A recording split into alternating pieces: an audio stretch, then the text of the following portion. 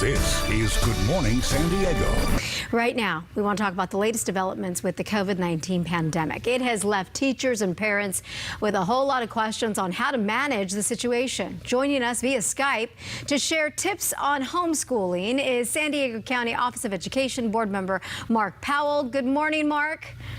Good morning. How are you? I'm doing good. Well, I'm trying to manage like so many parents out there because now we are taking on the role as a classroom teacher, and it is not easy, Mark, as you have probably already heard. It's very challenging to think that 500,000 students were released a week or so ago to their parents, and their parents are assuming the role as a teacher.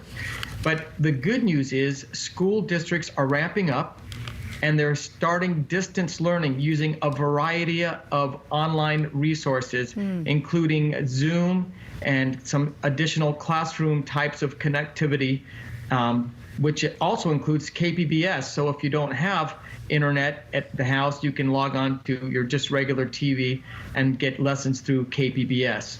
Yeah, so important. I know those, the Zoom, we're using now Zoom with my kids and their teacher, and it's really the highlight of the day when the student, your child, can see his or her teacher and some of the other classmates on this video chat. It is great, and shout out to KPBS for making themselves available for learning for kids at home who don't have the internet. That's great to know.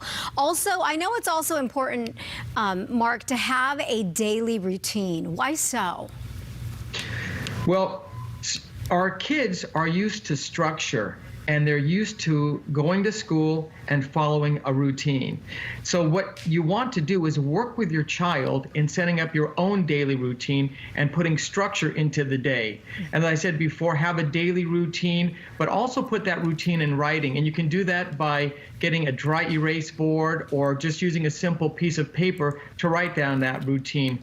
And what's also important is incorporate your child into writing that routine. Your child will tell you what their routine is, and include a lot of breaks because they get a little squirmy.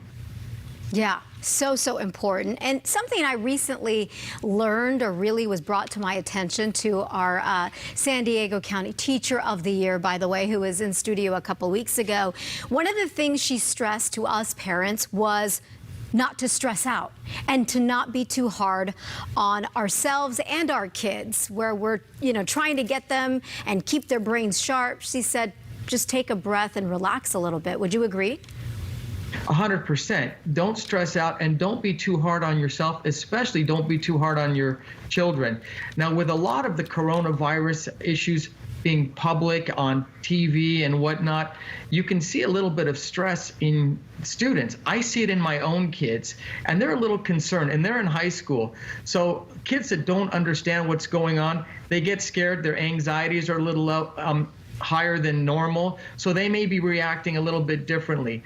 Be calm, work with your child as best as you can. But one thing parents need to also do is try to connect to other parents. It's not a bad idea for parents to go on a group chat with fellow parents in the classroom. You'll find in elementary school, parents connect right away. They all know each other, but that kind of changes in junior high and high school. So if you can't, connect with some of the parents of your child's classroom and then try to work stuff out with them and see what they're doing to help. That's a great suggestion. Do that maybe via mass text message, email, or even just pick up the phone and call some of the other parents. Lastly, Mark, I want to ask you about affordable housing for teachers coming to San Diego County. Tell me about this and the need. Okay, affordable housing is nothing new to California. It's been done in Los Angeles County, Santa Clara County, San Mateo County. Just recently, though, the Chula Vista Elementary School District put out a bond measure, Measure M, and that was to build 100 units of affordable housing for teachers, because we know that rent and housing can eat up about 50% of a teacher's salary, and the average teacher makes $60,000 or so a year. So it looks like San Diego County is going to have its first affordable housing project for teachers, which will allow teachers and district staff members to live there at a reduced cost so that they can cope with the high rents and high payments that we're used to in San Diego. All right. Thank you so much, Mark Powell, for the information and, of course, for the advice. You doing okay at home? Oh, yeah. You know, one more thing I wanted to share with you is what my kids do is they're used to cooperative learning. So in addition to the parents getting on those chats, let your kids get on chats and let them work with their friends. They know how to do it. They've been gaming for a long time. They know how to do their work and chat, but also monitor your kids because oftentimes they'll drift off, and instead of doing their homework, they'll be doing what any normal kid would do, playing video games and having different types of chats with their friends, just having fun. Yeah, that is so key. Always have your eyes on your kids, right? No matter what. That's correct. Mark, thank you so much. Pleasure to talk to you Okay, good this luck, morning. parents. All right. You all became teachers in a short amount of time. Do your best and don't stress out. Thank you.